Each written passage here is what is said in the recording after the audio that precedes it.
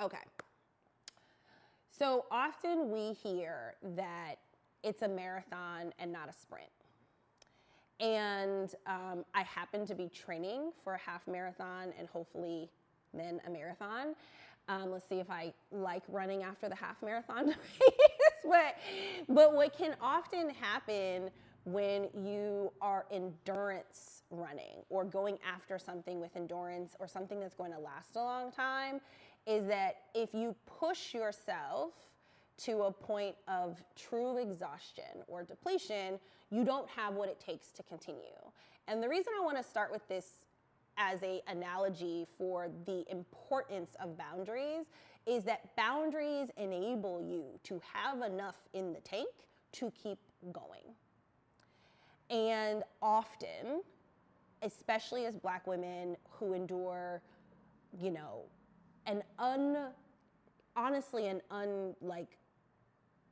it almost feels like it's difficult to count how many microaggressions we navigate and experience throughout any given day. Boundaries allow us to keep coming back, ideally to the work that we are also learning from, benefiting from, or what have you. It allows for us to ensure that we're not being flat out depleted for depletion's sake, for anybody else's sake.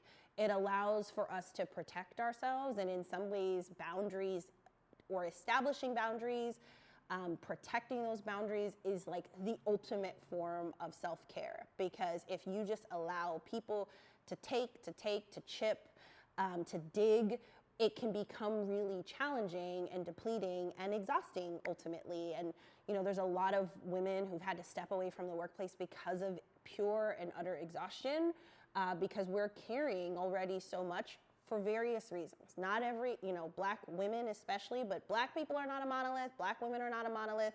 We don't all have the same experiences. We aren't all coming from, pick a story. We all have uniqueness to us, and yet we all often share in this dynamic of like expectations. I have found in my own personal experiences and those of like sister friends that I have, that there is this assumption that you're just grateful to be in the room or in the building. And so therefore, I can keep asking things of you. I have often been the youngest single person on my team, and without children. And because of that, there's this assumption that I have extra time, that I can work around the clock, that I can happily stay on and take over for my colleagues or what have you. I will say, I will never find my husband if I can't go out and meet him. But with that being said, that's a boundary. I have to establish my working hours at times, because honestly, and by the way, I'm the biggest culprit in overstepping my boundaries in the course of my career. I've had to get really good at understanding them and respecting them for myself. But the reality is that it's a form of self-care.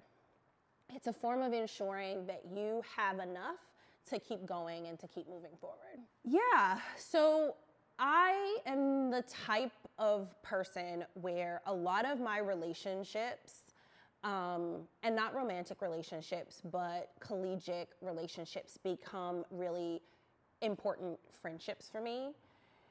I'm also the kind of person who, because I've spent almost 20 years in corporate America, a lot of my identity is wrapped up in the what I do, and had been historically.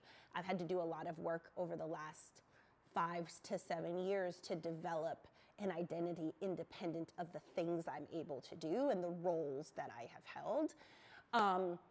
And so I say all that to say that the creation of boundaries was, and it continues to be, a challenge for me in some ways, because it's easy for me to see a colleague who has become a friend and say, okay, I want to do a little more here. I have had the honor, the pleasure, and to have been blessed to be able to lead and develop young people, early in career talent, for example. And in that, it means I have often said, okay, I'm going to push a little more because this, 20-something-year-old or this cohort of young people is going to benefit from that. And so it's important, I think, you know, to balance and to understand your whys. Like, why might you allow your boundaries to be trampled on a little bit? And again, some of that being yourself and others externally.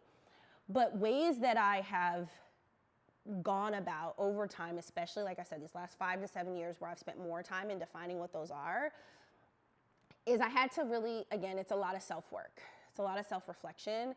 I had to understand kind of big picture wise, stepping outside of those environments, investing in myself to take the time to ask myself, what is it that I need? What is important to me?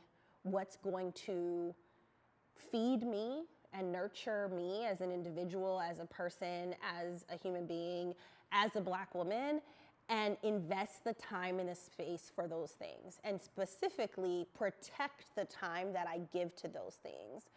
My health is a big part of that.